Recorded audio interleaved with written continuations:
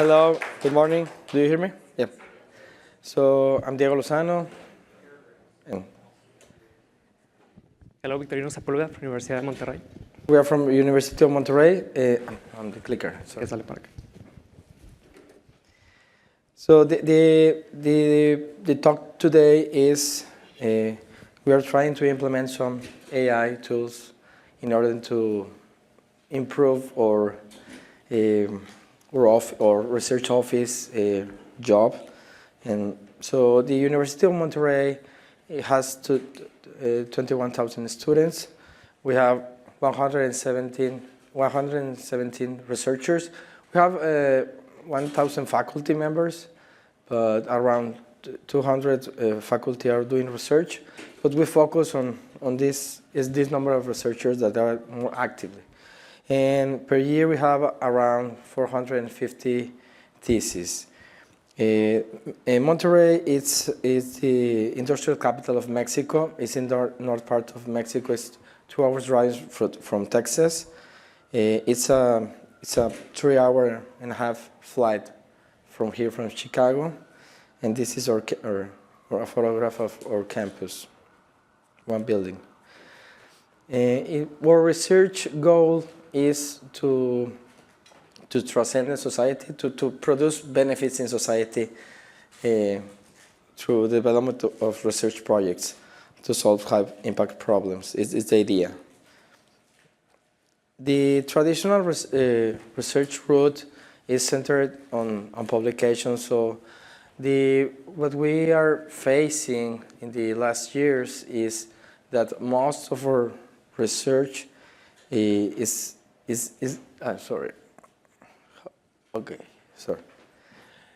most of our research is done for publications. That's what is in mind, the top of mind for researchers of the faculty.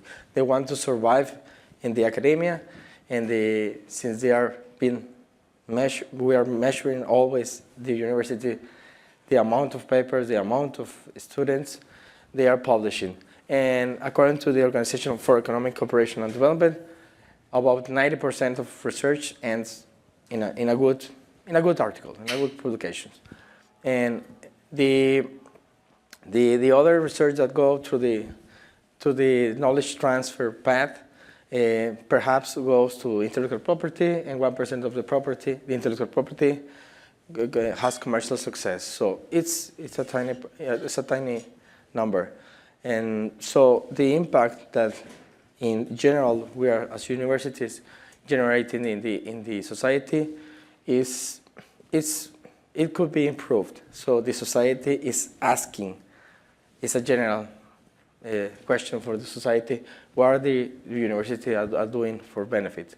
So what we are trying to do at the university is we try to accompany your faculty since the beginning of the research, prior to the research, to have an impact plan.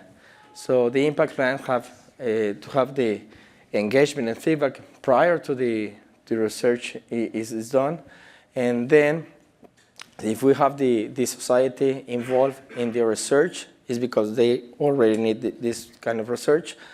The idea is to have in parallel the publications and the adoption of results is the idea. So in our case, we are in a very industrial city.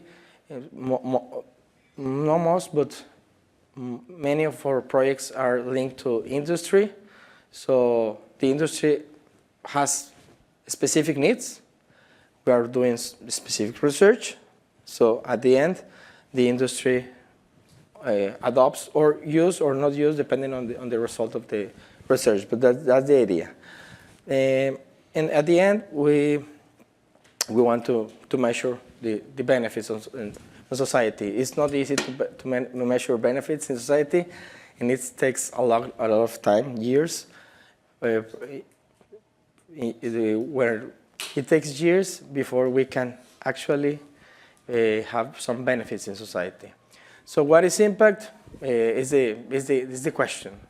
Sometimes the researcher says the impact is I have 3 articles, and the impact is because I have advisor 300 students. That's some kind of impact, but academic impact. So the impact is we want to demonstrate what is the demonstrable real-world benefit research brings society beyond academic contributions. So how can we assess it? That's the question.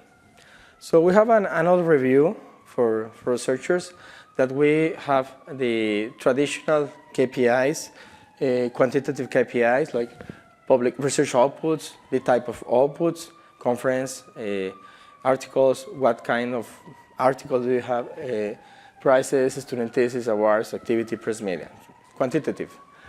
Also, last year we implemented a qualitative assessment where we have an impact narrative, and we actually request the researchers to, in a blank paper, to write in a plain language why the research is important, who is interested in this research, who benefits or who will benefit, and who already benefit.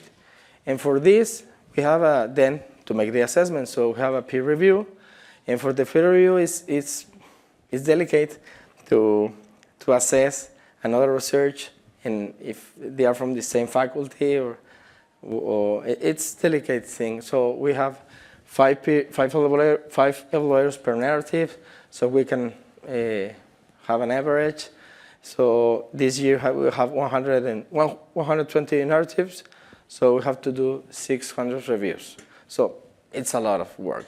So we did it, but we wanted to improve it. So we wondered if we can do it by AI. So the narratives is a non-technical narrative generated by researchers, which includes the project context and results. The project context and results is not technical. We don't want too much technical. What is the engagement during the research, the adoption of results, and the demonstrable benefits, and of course, evidence for everything. So the assessment challenge is we have different disciplines. We have arts, architecture, business, law, engineering, medicine, and in the research office we are 6 people. So different fields, but not enough fields and not enough expertise in these disciplines. Various writing styles. So some researchers write 1 page, is the narrative from the last 7 years impact, and other researchers write a 20-page document. So different styles, non-standard. And the other thing is, since we have a lot of evaluators and assessments, they get tired. So they don't give too much feedback, too much constructive feedback. Some feedback was like poor evidence, and that's the feedback. So we don't want that kind of feedback for the researchers. We want more constructive feedback. So it's time consuming. So we were is it possible to substitute this peer-reviewed by a trained AI? What could happen? So what we did is we are using currently, we tried different, but we are currently using a GPT from the ChatGPT. So we place in the context the rubric, the narrative guide, some narratives example, web sources, and we have the assessment of 2024. And so we have now a tool that can help us. We tried it. How was it? When we did this and say to the GPT, evaluate the narrative and give me some points based on some rubric. So how was it? The AI, sometimes good and sometimes bad. So with some narratives, the evaluation was similar to what we did, and with some narratives, the evaluation was very different. So the AI fills the gap. If you don't have information, it evaluates good or whatever. So it was tricky. So how we solve it? Victorina will tell you a little bit. We decided not to delegate everything to the AI, but to combine the AI as a support to humans. And please continue. Yes, thank you. Yes, one of the big takeaways is that we have to be involved. We can just give the information to the AI and expect to have a good conclusion. That will be not responsible. So something is a general diagram that what we have right now is we have our impact narratives that there were like 120, one per researcher. And as you can see at the top, that's us. And at the bottom is the GPT that we have that evaluates the narrative. So what is important, the AI makes questions to us, to the admins. If first, simple questions like, has evidence, this is right. I mean, just to calibrate and not expect the AI to do everything. And this is really important because if we are not working or having our hands on this, I mean, the results are not really useful. This is an example of some questions that the AI does. And for example, engagement. I mean, you know, in Pure, we have this. And stage A, engagement. First, are there formal records of collaboration? So based on the evidence and the information that we have, we respond yes or no. In stage B, for adoption, has any company or industry organization formally acquired this tool? So you can see if that, based on the evidence, is true or not. And the benefit. So for example, in this one, the response is that it was no documented evidence for the measurable improvements in safety, durability, or cost reduction. This helps a lot on the results. So this is, I will show you later the examples. This is just one example of one of the narratives.